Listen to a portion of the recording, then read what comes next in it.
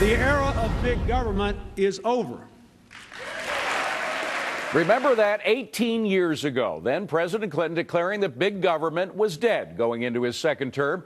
He said it as Washington was in a massive reform of welfare. Well, now, with President Obama getting ready for his second term State of the Union address, we're just finding out welfare is going the other way. A record 1 in 5 households are now on food stamps, and a whopping 100 million Americans are receiving some sort of food assistance. So how did we get derailed from ending welfare as we know it? And how do we get back on track? Hi, everybody. I'm David Asman. Welcome to Forbes on Fox. Let's go in focus with Mr. Steve Forbes, Rich Karlgaard, Elizabeth McDonald, John Tamny, Rick Unger, and Mike Ozanian. John Tamny, how do we get back on track? Well, I think it's important to cut welfare benefits, and not out of cruelty, but out of compassion. I mean, there's nothing more life-affirming than having a job, but if you know that the federal government is going to send you a check either way, there's less urgency on a rainy day or a bad day to go out and find a job or adjust your wage demands to new realities. And so ultimately, welfare serves as a work deterrent, and it's anti-economic growth after that. Well, and Emac, the point is, after the reforms in the Clinton era, the Republican and Democratic reforms, we had a massive decrease in the number of welfare applicants. Welfare caseloads plunged from 12 million in '96 to 5.9 million. More than half. Yeah. So it really had a good effect, and we're going in the opposite direction now. I hear you. Listen, I don't like what the administration is doing in terms of all these Band-Aids, because it's their jobs policy and their economic policies that are really a check on job growth in the United States. But listen, I would say don't cut food stamps. What about that single mom with the child? She needs those food stamps, and food stamps have helped drop the poverty rate since 1967, and the CBO confirmed that. Academic studies have confirmed that. I would say cut things like ethanol subsidies and the $200 billion in waste, fraud, and abuse and duplication in the U.S. government, and then the fraud in food stamp program itself. But, Rich, just take out the welfare mothers for a second. Talk about able-bodied single men without any dependents. That number has increased dramatically, doubled since 2008. So even there, I mean, if we were just to focus on that alone, we'd be getting somewhere, right? Yeah, I think it's tragic. But the thing is, we have 7.5% unemployment, and employers are feeling very cautious. And this is what's tragic about this environment. The economy is not producing the kinds of jobs that it normally does. We will be nearly 5 years since the recession ended, and we still have these abysmal figures. Economic growth should be at 4%. It's at 2.5% or 3%. That makes a huge difference. I would concentrate on pro-growth policies that get unemployment down to 5%, then look at welfare reform. But, Rick, we're supposed to be in this recovery right now. Isn't now the time when we could do something like that, get back to those Clinton-era reforms? Well, I think we'd like to, but I got to tell you, I'm not going to be as much fun today because I actually agreed with almost everything Lizzie said. So I apologize, we can't fight, but I will pick on John We're like Tamny. an old married couple anyway. There are other people to fight with. Go ahead, Rick. I will pick on John Tamny because John's suggesting that people are just sitting back and taking the money and not going for jobs completely ignores the fact that so much of the food stamp budget is going to people who do have a job and can't earn enough money to feed their families, even going to work. What about that? All right. Well, he'll have a chance to respond. But Mike Ozanian, I want you to come in. Americans don't have any problem helping people who are down, but they don't want welfare to become a way of life. Yeah, and unfortunately, that's what worries a lot of people, right? Right, David. And this started with President Obama's predecessor, George Bush. He doubled spending on food stamps. Under President Obama, it's increased 95%.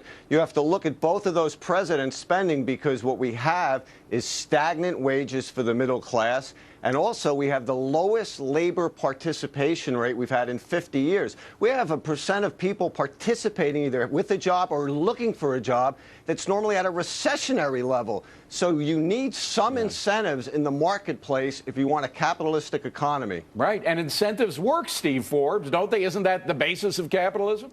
It is indeed, David, and you're not going to get real food stamp reform or other welfare reform until you get this economy moving again, which means simplifying the tax code, reducing tax rates, stabilizing the dollar, getting rid of Obamacare, and bringing in a market-oriented health care system and effective safety nets. Then you'd see this economy really take off. But what about dependency? The idea that welfare does sort of sometimes stimulate a sense of dependency on the part of its recipients, and that's deadly. It is, and this administration unfortunately likes that kind of thing, and the administration should be cracking down on abuse in food stamps, which apparently is widespread. But again, you're not going to get real reform. Most Americans would like to work. We don't have the European-style culture yet, but that's why we got to get this economy moving, or we'll sink into that kind of culture. Okay, John Tamny must be like a pressure cooker. You had the pressure put on from Rick. Go ahead and respond.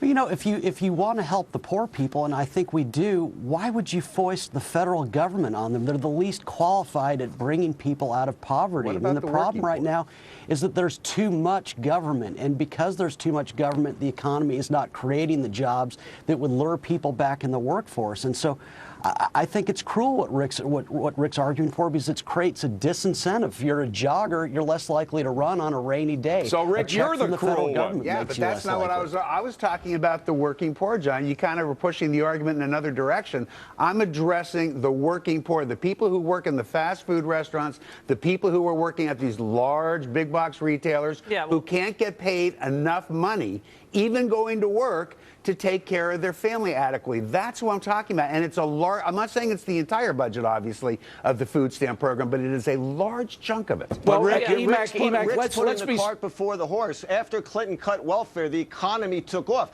Right. Bill Clinton's first 2 years were very slow economically speaking. But there it was after he cut welfare spending and funds shifted more from the government to the private sector. John Tamny is absolutely right. Well, wait. That's when economic growth and wages took off, Rick. Okay. That's right. I hear what you're saying, but there was also the housing bubble and the internet bubble percolating at that time. Listen, here's the thing, and here's a broad Zoom perspective you probably won't hear about in the State of the Union address coming Tuesday night, and that is, why is this economy creating MIC jobs, these low-paying jobs? That's the problem with income. That's the story behind income inequality that the president's going to hammer on Tuesday night. The low-paying jobs are replacing high-paying jobs in this economy, and that is a structural problem. Okay, but Steve Forbes, let's go back to the Clinton-era reforms, and it was Clinton era. It wasn't just Bill Clinton. He was brought there by a lot of Republicans who proposed this in the first place. There were very specific requirements, work requirements, and there were time limits put on welfare. Aren't those a good thing? Didn't that really change welfare, and aren't we going against that now? It did change welfare. You saw it in New York City, where welfare was drastically reduced under Giuliani, went down another 20% under Mayor Bloomberg. And nationwide, it went down sharply. And again, on food stamps, the time to tighten up, David, is when people feel this economy is moving again. And that means tax reform, monetary reform, and health care reform. And Rich Carlgard, the fact is that these reforms that they had 18 years ago focused specifically, they had 12 definitions of work. Those definitions have been so modified by the Obama administration. Yeah, look, we all know the system can be gamed, and it is being gamed, and there's a lot of fraud in there. But start with the basic questions. You know, the largest employers in the United States have tremendous amounts of cash on their balance sheet, and yet they're not investing for growth. Why are they not doing that? They're afraid when they look into the future that there's so much economic uncertainty created by this government that they're not expanding. Therefore, we have unemployment at 7.5%. I agree with Steve. Let's concentrate on growth, get unemployment down to 5%, then trim back welfare. All right, that's got to be the last word, folks. Coming